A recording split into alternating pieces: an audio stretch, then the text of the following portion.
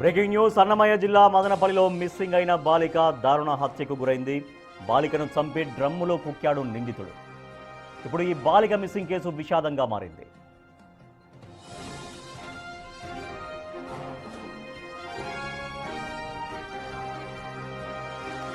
మదనపల్లిలో కాట్లాటపల్లి రోడ్డులో ఉంటున్న చేనేత కార్మికుడు గోపీనాథ్ కుమార్తె రిషికా ప్రియ బాలిక నిన్న సాయంత్రం 4:30 మిస్ అయినట్లు పోలీసులకు ఫిర్యాదు అందింది. వన్ టౌన్ పోలీసులు బాలిక ఆచూకీ కోసం పత్రికా ప్రకటన విడుదల చేశారు. జిల్లా ఎస్పీ డీఎస్పీ ఆదేశాలతో విస్తృతంగా గాలింపు చర్యలు చేపట్టారు. సీసీ కెమెరాల ఫుటేజ్ ఆధారంగా రిషికా ప్రియ డెడ్ బాడీ గుర్తించారు. పక్కింట్లోనే ఉన్న సైకో వ్యక్తే బాలికకు మాయమాటలు చెప్పి ఇంటికి తీసుకెళ్లినట్లు గుర్తించారు. అనంతరం బాలికను దారుణంగా చంపి డ్రమ్ములో కుక్కాడు. ప్రస్తుతం నిందితుడిని అదుపులోకి తీసుకున్నారు పోలీసులు.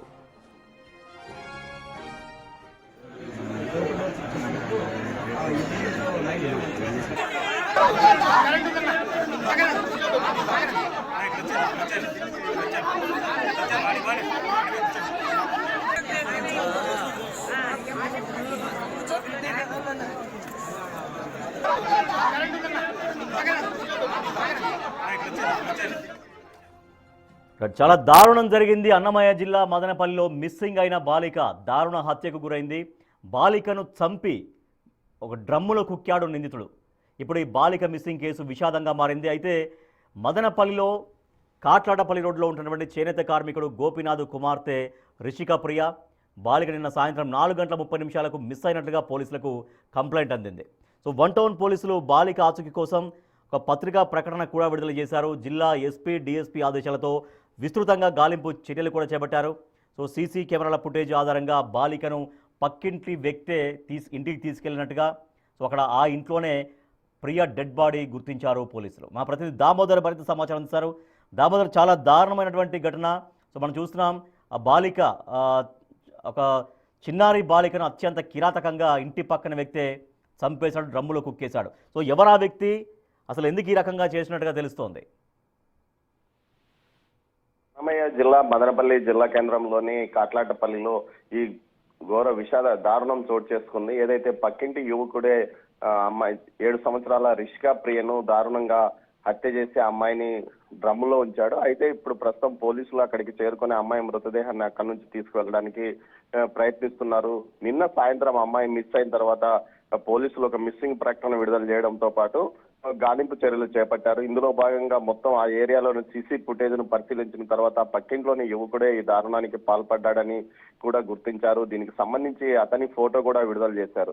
అయితే మొత్తం మీద దీనికి సంబంధించి అబ్బాయి ఏ విధంగా అమ్మాయిని చంపాడు అన్న కోణంలోనే ప్రస్తుతం అతన్ని అదుపులోకి తీసుకుని పోలీసులు విచారిస్తున్నారు. మరోవైపు పెద్ద సంఖ్యలో స్థానికులు అక్కడికి చేరుకొని అతన్ని వెంటనే తమకు అప్పగించాలి, అప్పగిస్తే తామే తగిన శాస్త్ర చేస్తామంటూ యువకులతో పాటు స్థానికులు ఆందోళన చేస్తున్న పరిస్థితి. పోలీసులు అయితే ప్రస్తుతం అక్కడ పెద్ద ఎత్తున పోలీసులు మోహరించారు. ఎందుకు ఈ ఘటన చోటు చేసుకుంది, ఆ అమ్మాయిని ఏమైనా చేశాడా అన్న కోణంలో కూడా దర్యాప్తు కొనసాగుతుంది. అయితే అతను సైకో మనస్తత్వం గల ఆ యువకుడు ఆ అమ్మాయిని చంపివేసి తర్వాత డ్రమ్ములో నీటి డ్రమ్ములో పెట్టాడంటూ కూడా పోలీసులు చెప్తున్న పరిస్థితి. మృతదేహాన్ని మరికొంతసేపట్లో అక్కడి నుంచి స్థానికంగా ఉన్న ప్రభుత్వ ఆసుపత్రికి తరలిస్తారు. పోస్ట్ మార్టం తర్వాత పూర్తి విషయాలు తెలుస్తాయి. అయితే ఆ యువకుడి యొక్క పూర్తి సమాచారాన్ని కూడా మరికొంతసేపట్లో తెలియజేస్తామని స్థానికులు అయితే పోలీసులు చెప్తున్నారు.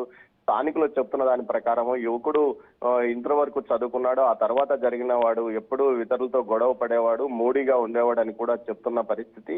దీంతో పాటు చేనేత కార్మికుడైన గోపి యొక్క కుమార్తె, అతనికి ఒక కూతురు ఒక కుమారుడు ఉన్నాడు. పెద్దమ్మాయి, ఈ అమ్మాయికి 7 సంవత్సరాలు రిషికా ప్రియకు. ఆ అమ్మాయి అందరితోనూ చనువుగా ఉంటుంది. ఈ నేపథ్యంలోనే ఆ అమ్మాయితో మాట్లాడుతూ అమ్మాయిని నిన్న సాయంత్రం ఇంట్లోకి తీసుకెళ్లి అమ్మాయిని చంపి. దామోదర్, ఆ సమయంలో ఎవరు చూడలేదా? ఎందుకంటే సాయంత్రం పూట జరిగిందంటే సహజంగానే అది ఒక విలేజ్ గ్రామం కాబట్టి సహజంగా జనం అటు ఇటు తిరుగుతుంటారు, లేకపోతే ఇంటి ముందు కూర్చోవడం ఏదో జరుగుతుంటుంది.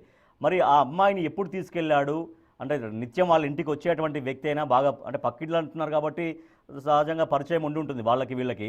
సరే, అంటే ఇంటికి వచ్చి తీసుకెళ్తున్నప్పుడు ఎవరు గమనించలేదా? మరి ఆ వాళ్ళ ఇంట్లో కూడా ఎవరు లేరా? ఏంటి, ఇవన్నీ కూడా అనేక అనుమానాలు కలుగుతున్నాయి. దామోదర్, రామ్దాస్, ఏదైతే అది నా మదనపల్లి పట్టణంలోని ఒక చేనేత కాలనీకి సంబంధించిన ఏరియా. మొత్తం చేనేత కార్మికులు ఆ ప్రాంతంలో నివాసం ఉంటున్నారు. ఆ సమయంలో వారు చాలా మంది చేనేత మగ్గం నేసే పనిలో ఉన్న సందర్భంగా పిల్లలు మాత్రమే బయట ఉంటారు. ఆ సమయంలోనే వీరిని ఈ పాపను తీసుకుని వెళ్ళాడని పోలీసులు అనుమానిస్తున్నారు. దీనికి సంబంధించి సీసీ ఫుటేజ్ ను కూడా ఆ ప్రాంతంలో ఉన్న దుకాణాలతో పాటు ఏదైతే సిల్క్ హౌస్ లో సీసీ ఫుటేజ్ ను కూడా పరిశీలించిన తర్వాతనే అతను అమ్మాయిని తీసుకువెళ్లాడని ఉదయానికి గుర్తించారు. ఆ తర్వాత అతన్ని తమ అదుపులోకి తీసుకుని విచారించగా అప్పుడు అసలు విషయం బయటపడింది. ఎందుకు తీసుకెళ్లిన సమయంలో ఎవరు అక్కడ లేనట్లు కూడా గుర్తించారు.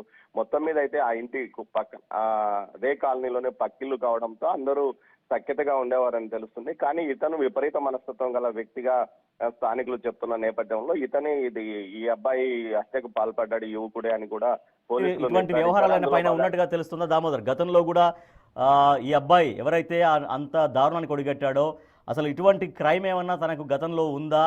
ఎవరు తన గొడవలు పడేవాడా? ఇందాక మీరు చెప్తున్నారు చాలా మూడీగా ఉండేవాడు, కొంత గొడవలు అంటే గొడవలు ఏ స్థాయి గొడవలైనా పోలీస్ స్టేషన్ దాకా వెళ్ళే గొడవలా, లేకపోతే తన నేచర్ ఎట్లాంటిది? గతంలో ఏమైనా క్రైమ్ ట్రాక్ రికార్డ్ ఏమన్నా ఉన్నట్టుగా చెబుతున్నారా?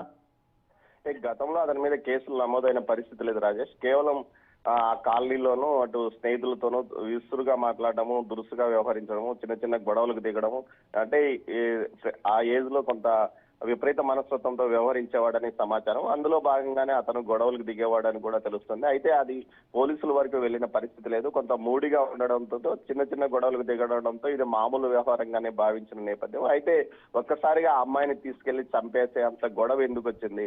ఏదైనా గోపికి ఇతనికి మధ్య ఏదైనా గొడవ జరిగిందా అన్న కోణంలో కూడా పోలీసులు ఆలోచిస్తున్నారు. ముఖ్యంగా పక్కింట్లో వారు కాబట్టి చిన్న చిన్న గొడవలు జరిగే అవకాశం ఉండడంతో ఈ నేపథ్యంలో వారి మధ్య ఏదైనా గొడవ జరిగింది. ఈ మధ్య కాలంలో వారి మధ్య జరిగిన గొడవల పైన కూడా పోలీసులు విచారిస్తున్నారు. దీంతో పాటు స్థానికులను కూడా విచారిస్తున్నారు అతని మనస్తత్వం మీద రాజేష్. సో తనను ఎప్పుడు అదుపులోకి తీసుకున్నారు దామోదర్? అంటే తను ఆ పని చేసిన తర్వాత, ఆ దారుణం చేసిన తర్వాత ఇంట్లోనే ఉన్నాడా, పారిపోయాడా?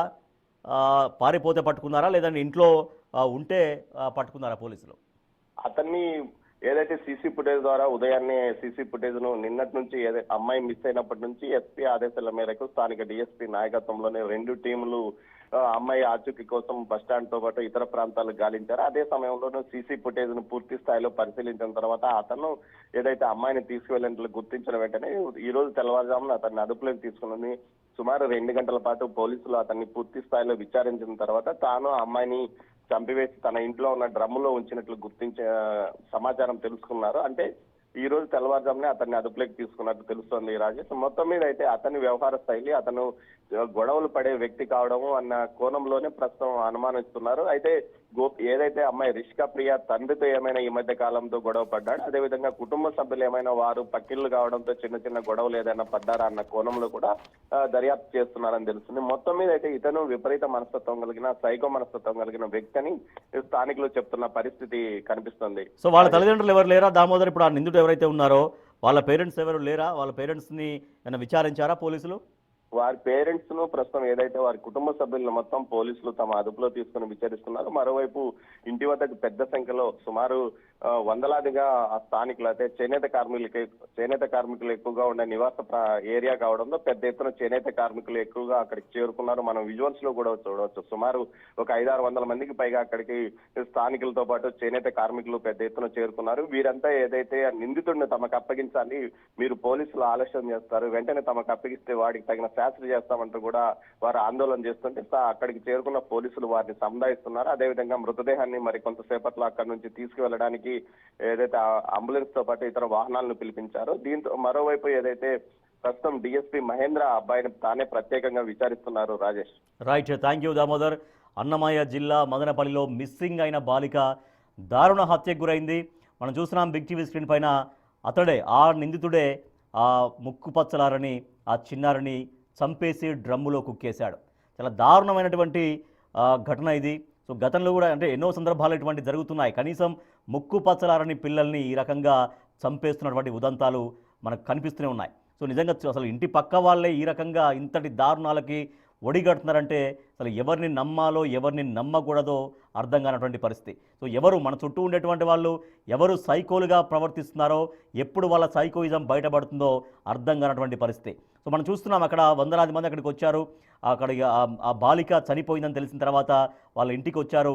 మనం చూస్తున్నాం ఆ ఇంటి పక్కన ఉన్నటువంటి ఆ వ్యక్తే ఆ బాలికను మాయ మాటలు చెప్పి ఇంట్లోకి తీసుకెళ్ళి చంపేసి డ్రమ్ములో కుక్కేశాడు అన్నటువంటి ఈ విషాదకరమైనటువంటి వార్త విని అందరూ కూడా అక్కడికి వాళ్ళ అమ్మాయి వాళ్ళ ఇంటి దగ్గరికి తరలి వచ్చారు.